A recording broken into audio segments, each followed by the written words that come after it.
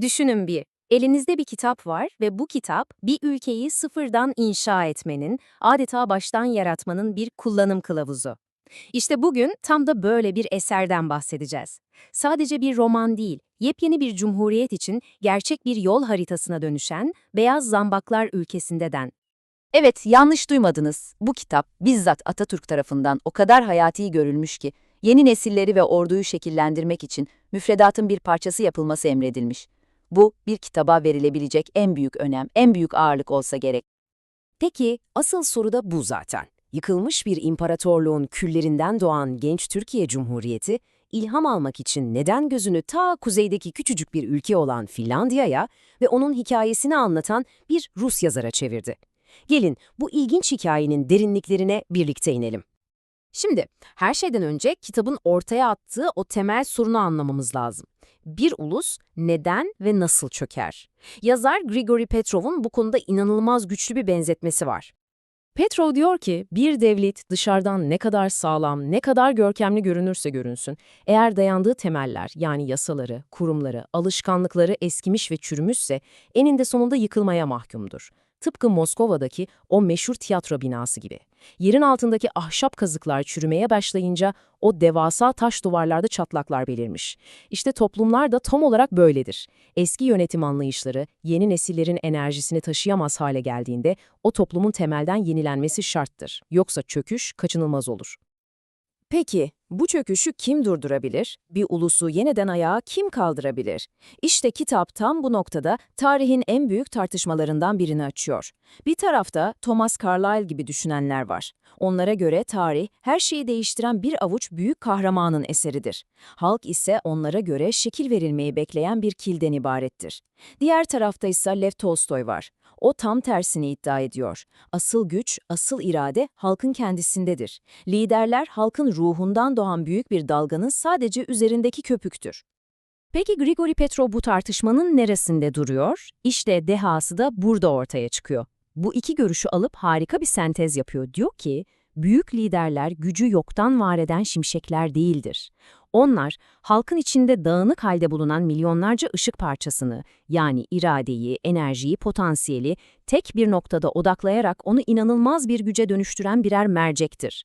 Yani ışık olmadan mercek tek başına bir hiç, asıl kaynak, asıl güç halkın ta kendisi. Petrov, bu büyük fikrini sadece havada bırakmıyor tabii, bize somut, yaşayan bir örnek sunuyor. Ve işte bu noktada hikayemizin asıl kahramanı olan ülke sahneye çıkıyor. Finlandiya. Finlandiya'nın yola çıktığı nokta, inanın hiç de parlak değil. Düşünsenize, kendi dillerinde ülkelerine Suomi ediyorlar, yani bataklıklar diyarı. Sert bir iklim, kayalık ve verimsiz topraklar, neredeyse hiç doğal kaynak yok. Üstüne bir de yüzyıllarca İsveç ve Rusya egemenliğinde kalmış, kendi kimliğini bile unutmaya yüz tutmuş bir halk, buradan bir başarı hikayesi çıkması gerçekten de bir mucize gibi görünüyor. Ama o mucize gerçekleşiyor. Fin halkı o bataklıklar diyarını adeta bir beyaz zambaklar ülkesine dönüştürüyor. Bu ifade sadece ülkenin güzelleşmesi anlamına gelmiyor. Bu, aynı zamanda ahlaki ve kültürel bir arınmayı, yepyeni, temiz, lekesiz bir toplumun doğuşunu simgeliyor. Peki ama nasıl? Bu nasıl oldu? Bu bataklıktan zambaklar nasıl filizlendi? İşte kitap bize bunun adeta bir projesini, adım adım bir yol haritasını sunuyor. Bu projenin kalbinde ise Johann Snellman adında müthiş bir düşünür var. Snellman bir siyasetçiden çok bir halk öğretmeniydi. Onun temel felsefesi şuydu: bir milleti kurtaracak olanlar, meclisteki parlak nutuklar atan politikacılar değil, kendini halkını eğitmeye, ayağa kaldırmaya adayan aydınlardır, öğretmenlerdir, doktorlardır, mühendislerdir. Snellman'ın aydınlara çağrısı o kadar net ve güçlü ki, adeta 4 maddelik bir görev emri gibi. Birincisi, halka gidin. Ünvanlarınızla, diplomalarınızla övünmeyi bırakın, göreviniz halkın arasına karışıp onları eğitmektir. İkincisi, pratik becerileri öğretin. İnsanlara soyut felsefeler anlatmayın.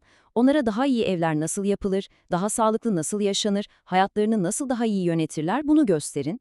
Üçüncüsü, yaşayan bir örnek olun. Çünkü dürüstçe yaşanmış bir hayat, binlerce kitaptan, on binlerce nutuktan çok daha etkilidir. Eylemleriniz sözlerinizden çok daha gür konuşur ve son olarak dördüncüsü, ulusu birleştirin, her köylüyü, her işçiyi kardeşiniz olarak görün, unutmayın, diyordu Sınayman, onların cehaleti sizin utancınızdır. Bu, aydınları birer meşale taşıyıcısına dönüştüren gerçek bir manifestoydu. Bu uyanış projesinin belki de en çarpıcı, en radikal örneklerinden biri Ordu'da yaşanıyor. Eskiden kışlalar, askerlerin kışla öküzü muamelesi gördüğü, cehaletin ve ahlaksızlığın kol gezdiği yerlerdi. Ama Sınayman'ın felsefesini benimseyen genç Fin subayları, kışlaları baştan aşağı dönüştürdüler. Onları adeta birer halk üniversitesi haline getirdiler. Ve işte can alıcı nokta tam da burası. Kışlada askerlere sadece silah tutmak, savaşmak öğretilmedi. Onlara temizlik, dürüstlük, vatan sevgisi ve en önemlisi köylerine döndüklerinde çevrelerine ışık saçacakları temel bilgiler öğretildi. Ordu, ülkenin en ücra köşelerine bile medeniyet ve bilgi taşıyan dev bir eğitim mekanizmasına dönüştürüldü. Şimdi, en başta sorduğumuz o kilit soruya geri dönelim. Bütün bu Finlandiya hikayesi yeni kurulan Türkiye Cumhuriyeti için neden bu kadar önemliydi, neden bu kadar hayatiydi? Bakın bu alıntı aslında her şeyi özetliyor. Dönemin en yetkili eğitimcilerinden Mehmet Emin Bey, kitaptaki o kışla modelini Türkiye için baştan sona bir program modeli olarak tanımlıyor. Çünkü o dönemde ülkenin her köyüne bir öğretmen göndermek imkansız. Ama her köye askerlikten dönen bir genç göndermek mümkün. İşte orduyu bir eğitim ocağına çevirme fikri bu yüzden pratik ve dahiyane bir çözüm olarak görülüyordu. Bir başka önemli eğitim yöneticisi İsmail Habib Bey'in sözleri ise işin psikolojik boyutunu ortaya koyuyor. Finlandiya'nın başarısı Türk liderlerine müthiş bir umut vermiş. Eğer onlar o imkansız denilen koşullarda başardıysa biz de başarabiliriz dedirtmiş. Yani Finlandiya örneği ulaşılmaz bir hayal değil, başarının canlı bir kanıtıydı. Ve işte tam da bu yüzden bu kitap, sıradan bir yayın olmaktan çıkıp adeta devlet eliyle yürütülen milli bir seferberliğin parçası haline geldi. Milli Savunma Bakanlığı tüm askerlere tavsiye etti. Milli Eğitim Bakanlığı mezun olan her öğretmene hediye etti. Ülkenin dört bir yanındaki gazetelerde bölümler halinde yayınlandı. Beyaz Zambaklar ülkesinde bir milletin topyekün uyanışı için resmi bir reçete olarak benimsendi. Sonuç olarak Beyaz Zambaklar ülkesinde bize bugün bile geçerli olan o büyük soruyu bırakıyor. Bir ulusun gerçek temeli nedir? Sadece tepedeki birkaç büyük liderin dehası mı? Yoksa birbirini eğitmeye, iyileştirmeye ve ayağa kaldırmaya adanmış milyonlarca isimsiz vatandaşın kolektif çabası mı?